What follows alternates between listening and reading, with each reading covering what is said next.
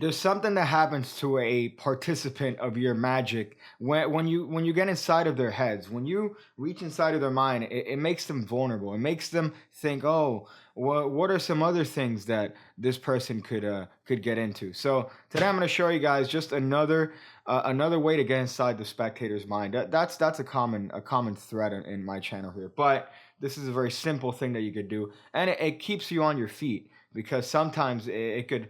I'm gonna be using this Jamaican We Be Jammin' Bahamas deck that I'll put the review for this deck up here. It's one of the PigCake classics here, so I'm just gonna be using this deck just to show you that you don't need a fancy deck to be doing these crazy card tricks. So there you go.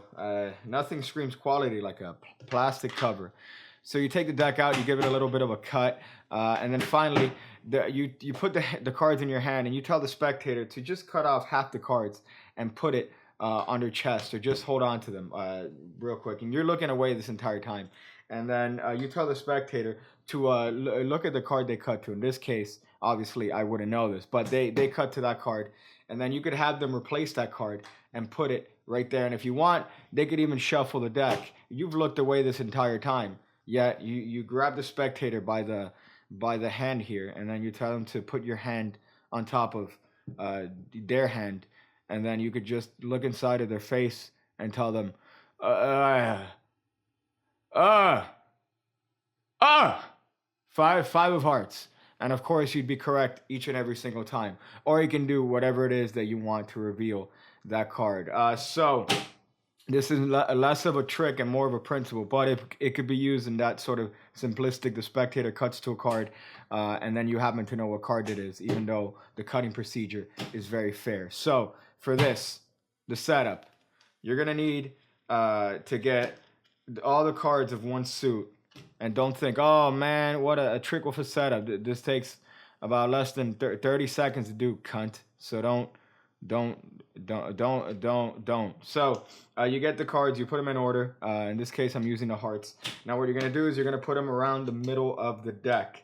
This is where the spectators are more likely to cut to if they happen to be cutting to a card. We'll get to a question that I know you're going to have after I do this explanation. But these cards go around the middle. You're going to try to put them more closer to the top than anything, but around the middle, because that's where the spectators tend to cut. So you're going to have this in your hand.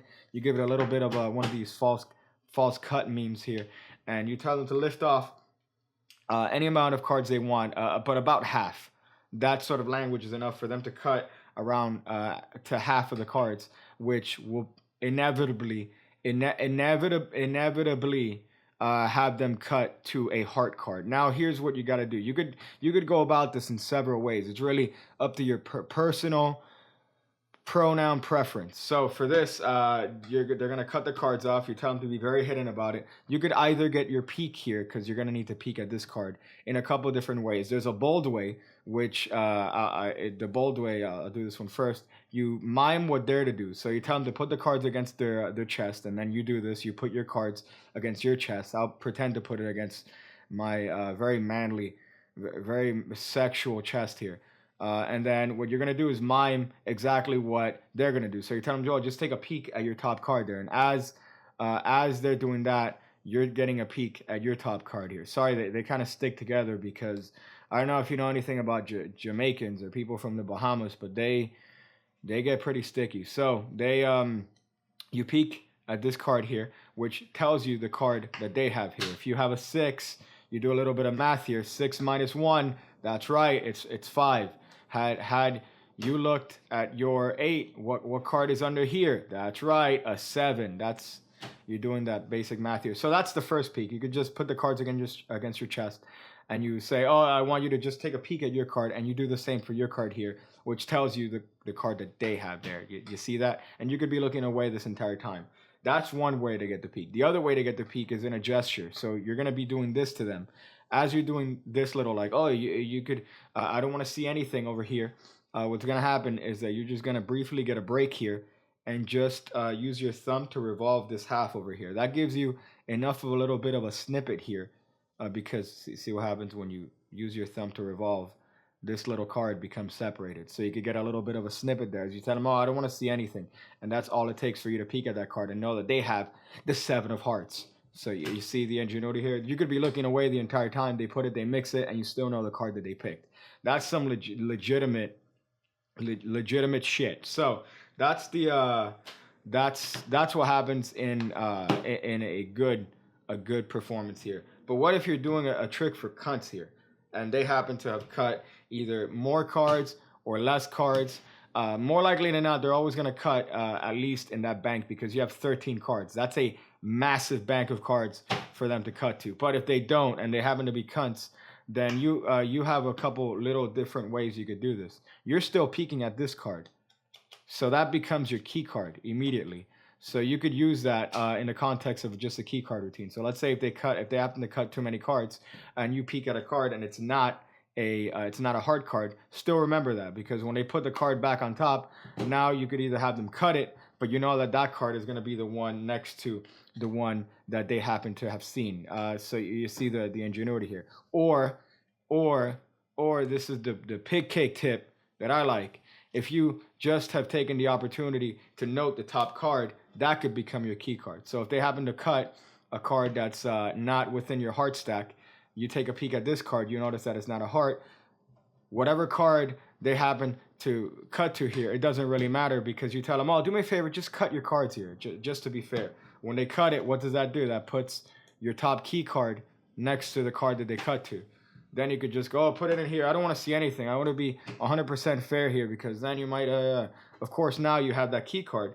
But it's a little bit different, because usually your key card indicates, so typically a key card is done so that it's the bottom card, and then their card ends up being this card. However, because your card is initially on top, their card is going to be the one to the left of it, not to the right. That it's a little bit of, you got to just do that bit of memory work. I'm pretty sure that's within the range of most of you guys, except the people from either from London for some reason. You guys tend to be a little bit slower, or the my homies in Bulgaria.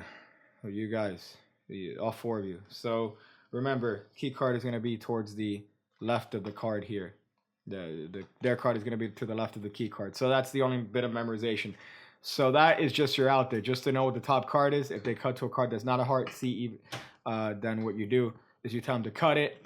So when they cut it and put it on top of your half here, it's going to be the one next to your key card. You see there's a lot of outs here, which is the good thing. But 9 dentists out of 10, they're going to end up cutting within your little bank of cards here.